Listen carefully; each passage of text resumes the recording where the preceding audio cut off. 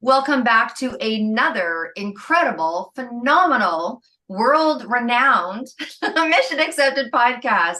Look, thank you so much for the comments. Thank you so much for reaching out to our speakers. We appreciate it. They appreciate it. We're here to help you stay on your mission because we know the easiest part is saying that you're going to do something. And then we talk to people that teach us why, how, what. I'm still doing what's going on?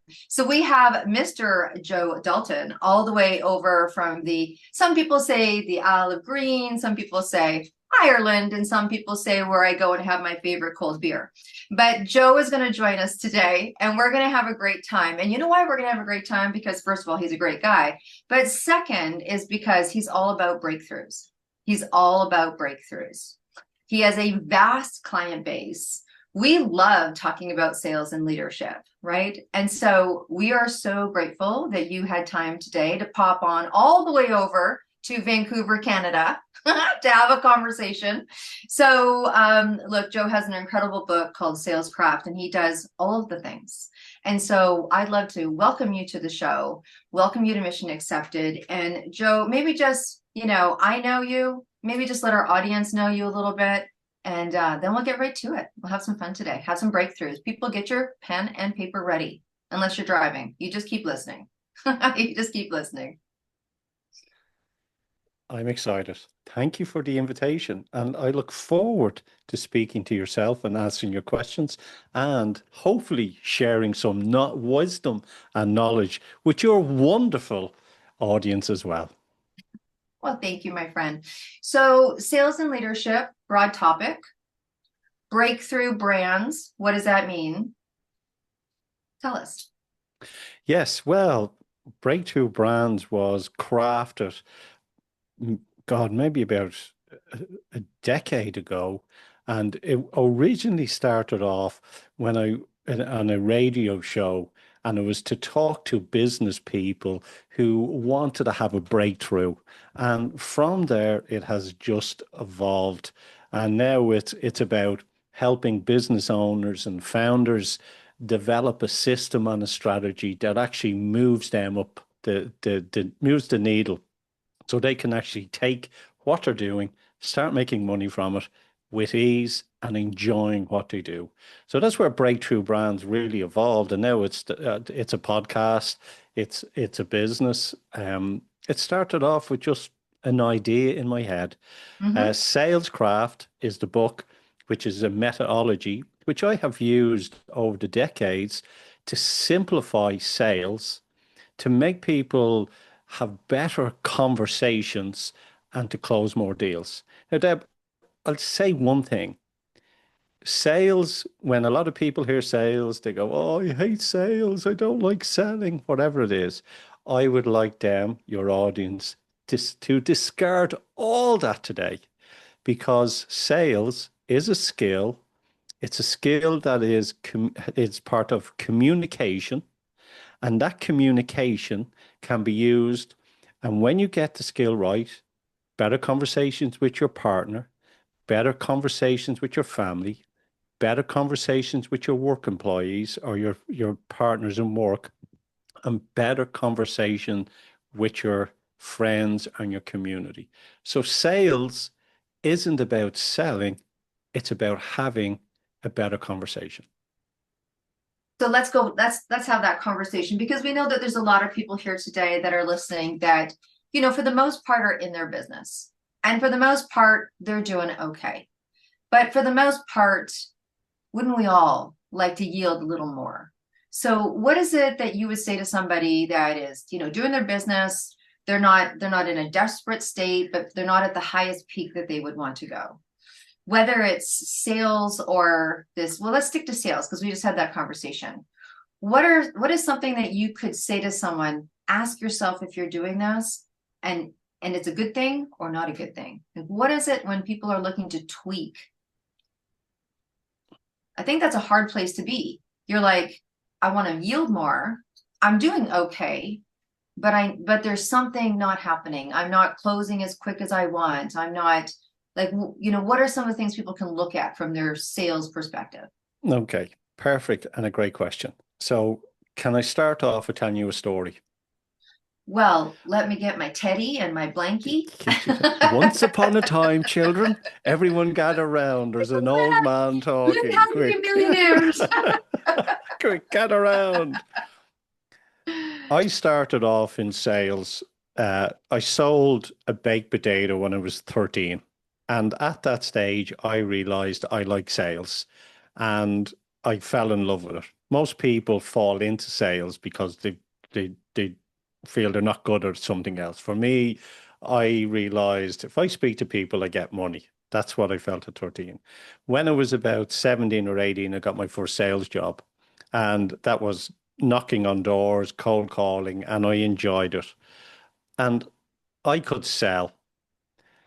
And I thought I was a good salesperson because I always had this entrepreneurial mindset. And what was happening was I was selling, but I didn't know what good sales looked like. And Mm, I couldn't compare what I was doing with what professional sales was. And when I was trained I went and someone taught me how to sell, gave me the skill set. My income at that time jumped 10x because it was moving from selling to professional selling.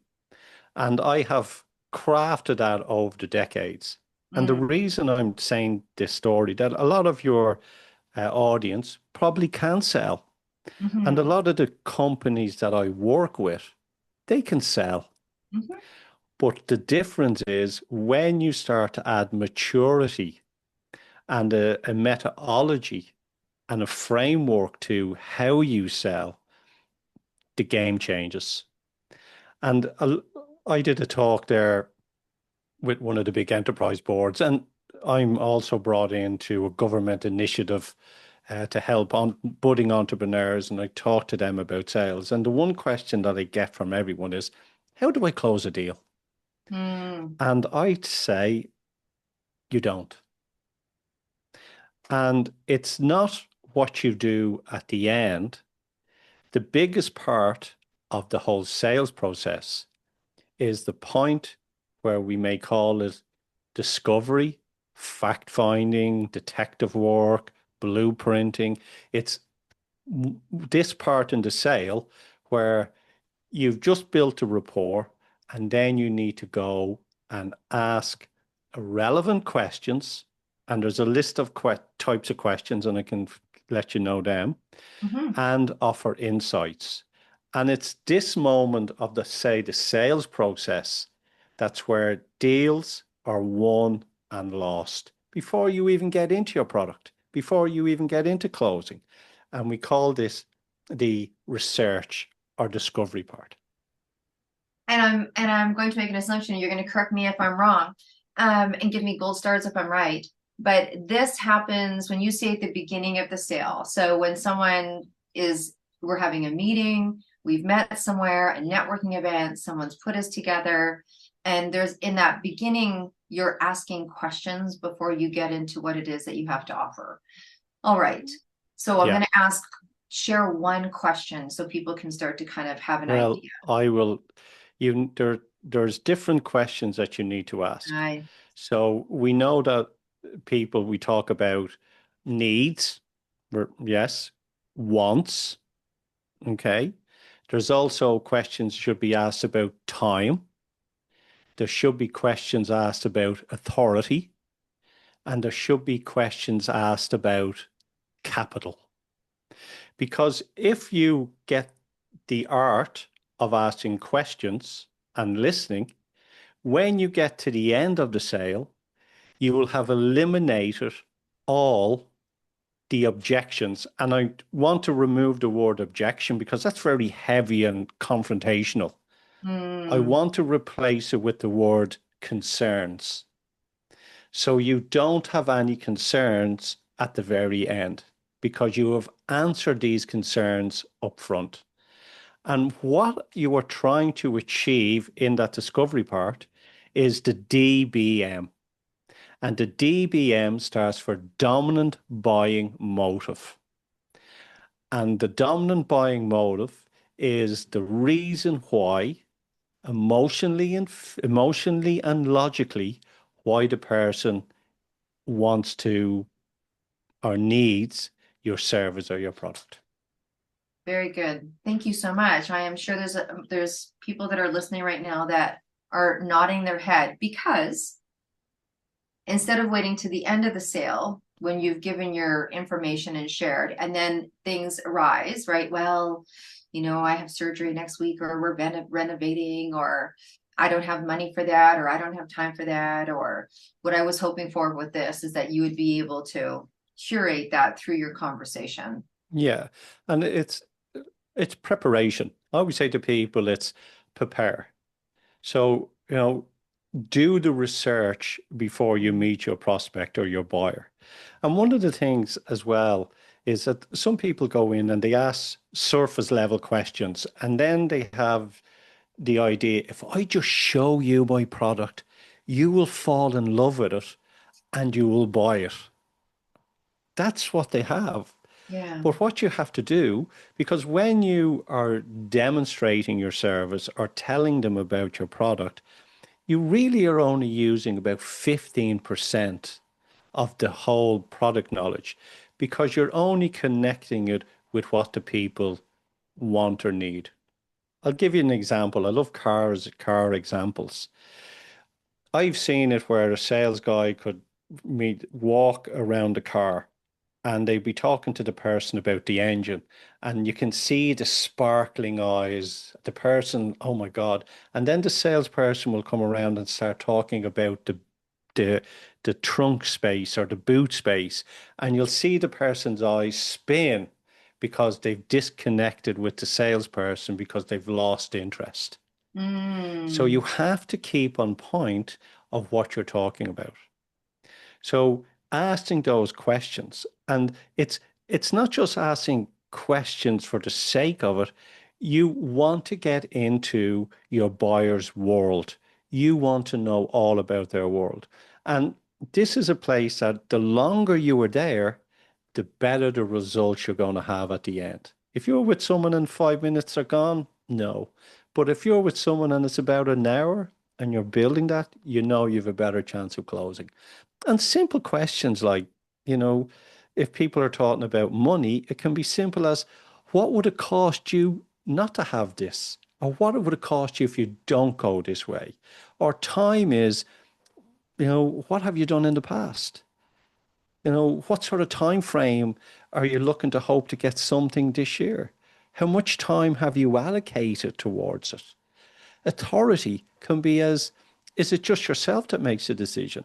Or, when you're making a decision like this, is there anyone else involved? So it's not about just asking questions, it's having a conversation. And the Mm. conversation has to be natural, because what you're doing is you are finding out the person's emotions. You're asking the questions logically, because people buy emotionally. They ask questions logically, but they make those decisions on the logical questions that they asked as well. Mhm. Mhm. I Very hope that good. wasn't a I'm sure there's long people way that of are answering thinking, your question. no, but this show is about the long way. You know what I mean? Okay. This show is about people that are on a mission, and they're looking to start, they're looking to middle, and they're looking to complete for themselves. And you and I both know, I was just talking, I was just training in a class on training accountability. And we were talking about, it's when you take time out of your world to learn that. I mean, there's an old adage about, if you're going to chop a tree, spend 95% of your time sharpening the axe. And so as we're in this group, I'm like, you got to realize there's a lot of people right now having coffee and a chocolate croissant, and you're here cranking down, learning about accountability. And yeah, right, learning about accountability. And I'm like, this is the sharpening of the axe. And I don't think it takes too long before you step into entrepreneurship, right? When the angels lift and the unicorn wings start to spread, that you go, oh, I need some skills. Or like you said, you were good at sales. I mean, my gosh, you enjoyed door to door. I mean, I think there's some people that just fell over when they heard that, right? They're like, no wonder he teaches sales. But you too came to a place where I think a lot of people come to, and it's like, I need to sharpen my axe. I know I can do better at this, or I want to at least attempt to learn what that looks like. So that's grand. I'm still learning. Hmm. I've been in sales for, you know, 3 decades, and I am still learning. Hmm. And I think any person who wants to be an entrepreneur or is an, you learn, we stand on the shoulders of giants.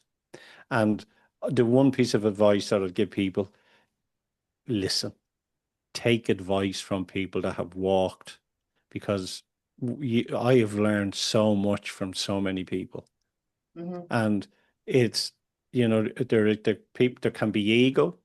There can be, as they go in business, first they'll start dealing with people that they may not like, but as their entrepreneurial muscle gets a lot stronger, they then can choose who they want to work with. And Hmm. those people that they worked with in the beginning wasn't a disaster, it was a lesson, because you know who you want to work with and who you don't want to work with. And the greatest gift that anybody in entrepreneurship or the world can have is clarity.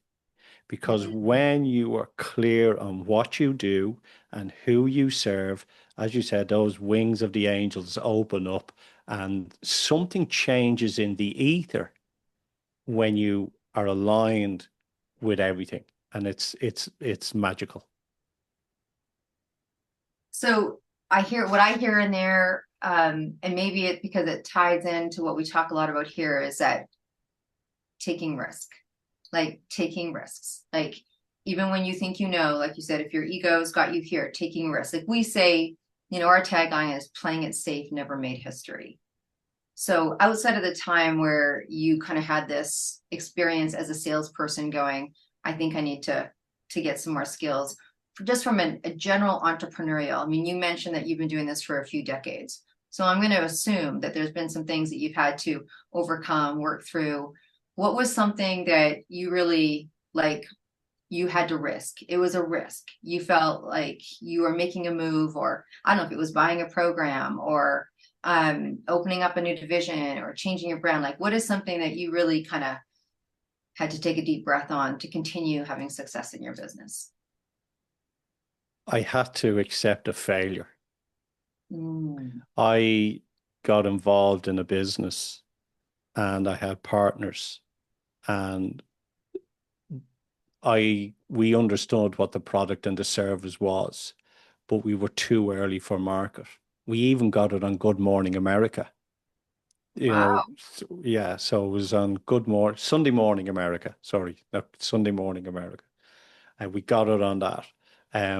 It was, we got funding, everything, but the market wasn't ready for it. And I had invested an awful lot of money, and I basically nearly bankrupted me. Mhm. But it was a decision that I made that went, we can't do this anymore. And I had to take that courage and cut, cut it, close it down, shut it down. And I focused on what I'm good at. And that business now, if we had got more money and funding, it would have been because everybody now goes with DNA testing for athletic ability and nutrition. Take it out. Mhm. We were doing this way before anyone. Oh. But the lessons I learned there were priceless. Mhm. And I learned so much in that part of the business that now, with my coaching and mentoring, I make sure that no other company or other people fall into that trap. Well, I one can relate to your pioneering pain. I call it pioneering pain when you're I just too like that soon to actually. market. Yeah. Yeah. I always say hashtag, my next book is hashtag God pick on somebody else. Because, having to be a pioneer or break ground, it takes a little bit of extra 3 ton, to go Yeah. through. when I hear you share about that, we talk also a lot about top performance and how you can get yourself in your best place to do your best work. What do you do from a mindset standpoint, Joe? I mean, that in itself would have been a whole stretch, you know. But what do you do to stay in game? That time made me realize that everything external doesn't matter. And the only thing we have to focus on is internal. And I have a TEDx talk on it called Becoming Consciously Aware. Right. And so the TEDx, it's 6 minutes on it. It's about me walking up a mountain. And it's what happened and what I now practice today. You know, people may say to me, "Oh, I got something in the post and it's a scary letter from government or whoever." And I say to them, all that is just words on a page. You are being triggered by something external that has no power over you internally. So for myself, everything external is just it's just part of the process, and I don't allow it to affect me internally. And I hold with peace and trust and gratitude and humility internally. And they're like a force field that all the external stuff, like people say to me, if I ever walk into a, as you said, a bar or a pub and I'm stressed, people will know something is really, Oh, really. Joe, we've lost you a little bit. Your audio just kind of bleeped out a little bit there. Can you hear me? Nope, we're not back. We heard about going into a pub, so I think that we'd all like to kind of go into a pub. I mean, you are in Ireland. Is there a way you can bring back some volume? Nope, it's just kind of bleeped out a little bit. So I'm going to take the conversation. Go ahead and just keep talking to us if you like. No, we can't hear you. Maybe take your earbuds out, just go direct to mic, see if that works. An Let's see. amplifier? Will I log out and log in? No, this is so we shoot our shows raw. So let's see, we almost heard you a little bit there. It kind of just buzzed out a little bit. This is the best part of being live and going live. Can we hear you now? Can you hear me now? It's a little fuzzy.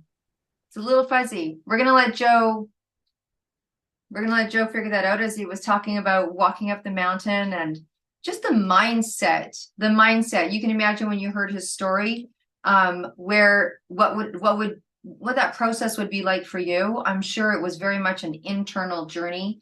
The wonderful things about entrepreneurship that they don't tell you doesn't come with a manual. And I think it's from not just listening to shows like this, it's reading good book, it's having people in your court when you have those things that go on, people that know who you are, not just what you do, can get you through times like that. Just really being able to pull people to remind you the strength that you have inside. So let's see if Joel can join us now. No, No, we can't hear you, my friend Joel. no, don't know. No, No, is there testing, is there any testing. way that you can? Testing, testing. Can you hear Hey, me? here we go. Joe's back. There you go. There we I got go. to stand on the soapbox a little bit and tell people to one of the things that I was sharing, if you were listening to me, was about when you come up against times like that, is really who's in your court. You know what I mean? I always say to people, there's your success circle and there's your support circle, right? And there's people that in my support circle that don't have a whole lot about entrepreneurship. You know, they don't have a whole lot in terms of resource or know a lot about it, but they know who I am inside. And when stuff gets really tough and you start to quaver with, oh my gosh, am I good enough? What am I doing? What was I thinking? That's it. That's like what you said, an inside job. And I go out to the people that know who I am. They've been friends for a long time. We've had heartwarming conversation. We've had, tough got life conversations. And they remind me who I am and what I'm capable of. And then I go into that success circle and go, okay, I need advice. I need help. What am I going to do? So, and anyways, I'm going to take it back to you. You were sharing with us a little bit there about your mindset and what you do for yourself. Yeah, the mindset, as I say, can you hear me? Yeah, Yeah, we absolutely. got signal here again. Yeah, I'm watching the dials. The mindset is I was saying that if I went into a bar and people realized that I was sad or something was wrong, they know there was a real problem in the world because I have trained myself to actually just enjoy life. And even when the bad stuff happens and everything happens to us, or something not bad, something will always be presented in front of us to turn the ship slightly. I look at it as a gift and I go, okay, this is happening. It's okay. We Mhm. will deal with it. And there's one thing that I would love to share with your audience. Don't be worrying about something. And sometimes if you force it, you make it worse. But if you just allow the process to happen, it will actually work out better than actually if you were trying to force it to fix it yourself. Yes, worrying can be mentally tapping out. I know we're coming close to the end of the show. I'd love to ask you, business, not business, life, anything. What is something that you still on that have that must do list? Like what's something that calls you? I think there's a lot of power when you say it to the world, to the universe, what have you. What, Joe, is still on that list that you want to do a big check mark to? It's not that big, really. I want to go to Australia and New Zealand. Mm, And the next step in my life is to buy the next property on about 3 acres of land, which in Ireland is a lot compared to the States, and have a little farm and grow my veg because I think business is like growing veg. It takes time, nurturing. Some seasons you have good seasons, and some seasons are bad seasons. But if you keep attending to them, the vegetables, the garden grows. And one last thing, just for the audience, play the long game, not the short. play the long game. That reminds me of a really good song by Supertramp. You Brilliant know, band. it's a long way home. It's a Yeah, long way great home. I band. was listening to, I'm a little bit addicted to music. Okay, my last question for you, Joe. What couldn't you live without? What My couldn't you family, live without? my And I know family, there's probably many, but what's one? my wife and my children. Awesome. Awesome. Thank you so much for spending some time today. I'm going to talk to the audience for a minute here. Thank you once again for supporting and showing your love on the Mission Accepted show. If there was something that you heard that changed something in you today, probably someone else as well. So please share the show. This is how we change. This is how we inform. This is how we inspire. And this is how we all stay collectively together. Because for us at Mission Accepted, it's important for you that you stay on your path, your mission, and you've taken enough bravery to step in and do it.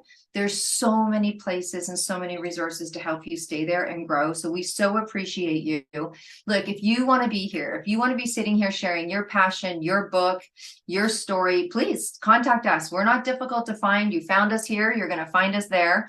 Just go to debdrummond.com. You just go to half a dozen pages on that website, and there is a contact page, and you can go through and you can say that you'd like to be on the podcast, you'd like to be in our next publication, you'd like to be in our stages. So if you have a mission, we want to hear about it. You know where we are. Joe, thank you so much for spending some time with us today. I know that it's not going to be the last time. We'd love to hear more, and I can't wait. And of course, you know, Joanne has a brother in Australia.